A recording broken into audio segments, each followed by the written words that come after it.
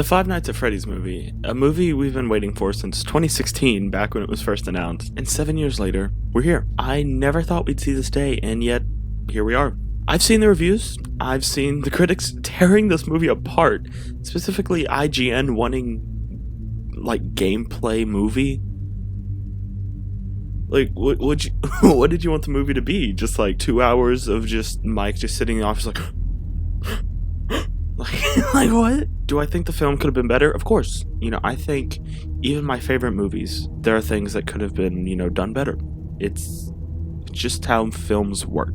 But I definitely do not think this movie is bad at all. It definitely does not deserve the 25% that it has on Rotten Tomatoes right now. Not at all. I think just the movie being made in the first place, it's such a huge step for the franchise. It's wild how far it's come. I don't want to have too long of an intro, so we're going to go ahead and jump into my complete review of the movie, but just a little warning, there are major spoilers for the Five Nights at Freddy's movie. I don't hold any information back about this movie. If you don't want any spoilers, click off now and go watch the movie yourself, because it really is a great film. I honestly enjoyed a lot about this movie. There are 2 cameos that I think are so fun. Matt Pat as a waiter, Corey as a taxi driver. It's great. They're fun little nods, and Matt even says that's just a theory, which, it's fan service, but it's still fun. It's fun. I don't think any of the cameos or Easter eggs were too much. In fact, I didn't even notice a lot of them. I've seen the movie 3 times, and I'm still noticing things that I didn't notice on those first few times. So, they don't really affect the plot too much. So it's fun to just have those in the background for people that are looking for them. Another thing I really like is the personalities of the animatronics. They're grim at some points. Freddy bites a girl in half.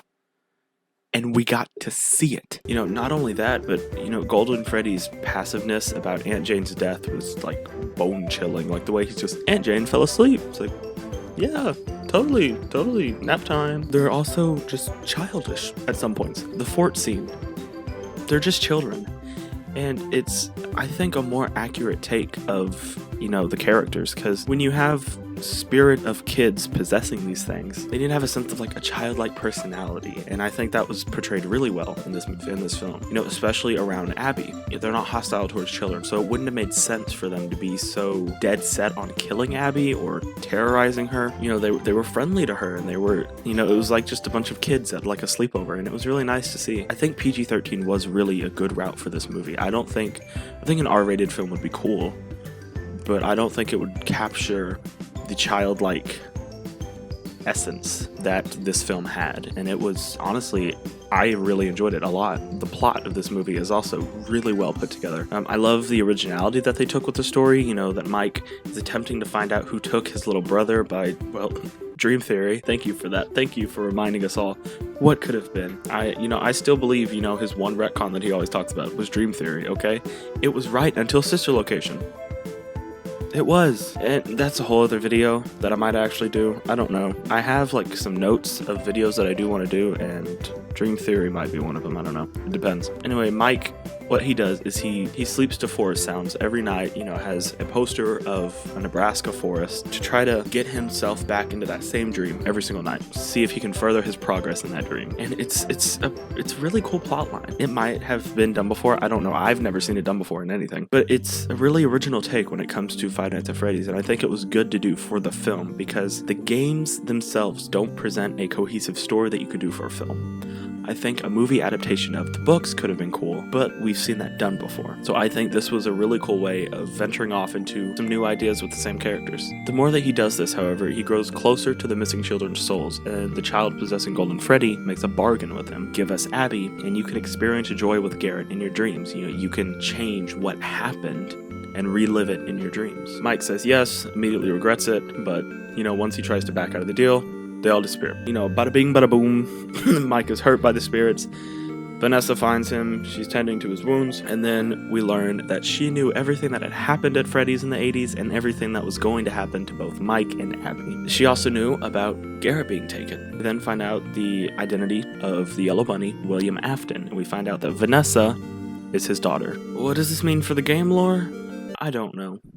I don't know if it means anything for the games. There's also a moment that I really enjoyed where, there was a moment where when William stabs Vanessa at the ending, you can kind of see, realization slightly hit him, like, I just killed my kid. It took me a little bit to get along with the idea of William stabbing Vanessa, just because his whole essence of the games is built off a father's revenge, and a father lashing out due to, his children's death. But, I then, had to realize, like, movie William and game William are allowed to be different. Movie is a different media form. It's, a different story that they're wanting to tell. So you gotta kind of disconnect the movies and the games. Just, it makes it a lot easier, trust me. Because I was sitting through that movie the entire first time, just be like, what does this mean for the games? But if you just disconnect that, it's so much easier to enjoy the movie and just take it in as a new story with the same characters. It's really easy. And then the Yellow Bunny reveals himself to be Steve Raglan, Mike's career counselor, which everybody saw coming. And earlier in the film we found out that the reason that the animatronics are so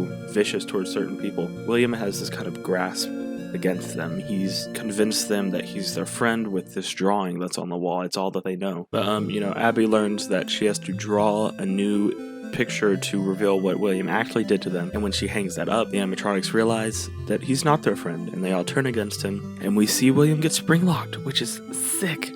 And they really draw it out too. They don't just like and then it's done.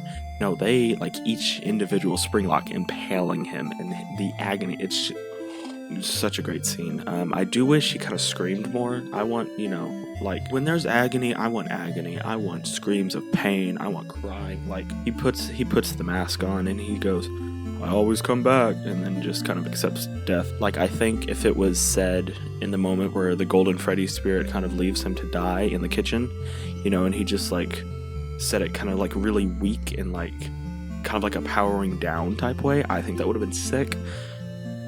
But, he said it. He said the thing. Haha, funny. It's a wonderful film, in my opinion, However, even with my favorite movies, I did have some things I didn't care for too much. Especially after my third watch, it really set in with me the things that I didn't really like. So, let's go ahead and get on with that. If I'm being honest, there isn't much that I don't like, but there still are a few things I felt I wanted to address. The amount of off-screen killing in this film felt strange. They were showing, obviously what's about to happen, then they'd cut, which isn't necessarily bad. It might just be me wanting to see it because I have a twisted mind, I guess. I don't know. I understand it's a PG-13 film, However, I felt they could have done more, I think. I mean, they got away with Max being chomped in half. Why not try more, And they might have tried more. And a company told them, no, we're not doing all that. In which case, it's not really their fault. It's more the company just hashing down on a PG-13 rating, which is fair. It's fair. It's kind of out of their control. Another thing that I felt was strange was they never truly explained Abby's spiritual connection to the missing kids. Why does she somehow know what's happening with them? Like, why is she so connected with dead kids, but not kids at school in the start of the film? Like, they don't explain it at all. And they might be setting that up to expand on it in a future film, but as of this first film, it feels strange. The way everyone skipped over Aunt Jane's death, like, I'm well aware we don't like her. She was not written for people to like her. However, they didn't even recognize in the end that she was dead. Mike just, like, what happened? They just walked into the house, saw her body, was like, oh well. They could have, like, showed, I don't know, an ambulance taking her body out, and, like, I don't know. The decision for the cupcake to be sentient is... it's a choice, but I don't love what it implies. It's weird. Like, is Chica's soul split in two? Does she, like, transfer from her to the cupcake? Is there two souls, one in Chica, one in the cupcake? And if so, where's that child? Like, what's happening? What's going on? Everything aside, the movie is entertaining. Whether or not you care for the haunted robots trope, it's a fun film. The comedy in it isn't too much. I actually really enjoyed the comedy. There wasn't any jokes that were just like, he's right behind me, isn't he? Or like, the real FNAF were the friends we made along the way. Like, there wasn't anything like that, thankfully. The writing is questionable in some spots, but that's nitpicky in my opinion. It left people who don't know the lore, wanting to learn what's going on, and I think it left longtime fans just theorizing about every little thing, because that's what we do best. I have so many ideas running rampant in my mind. I honestly think this movie could go anywhere next. The movie adapted the first game, so to adapt the second game, it'd have to be a prequel, but I don't see them doing that, especially with the established character arcs that we already have.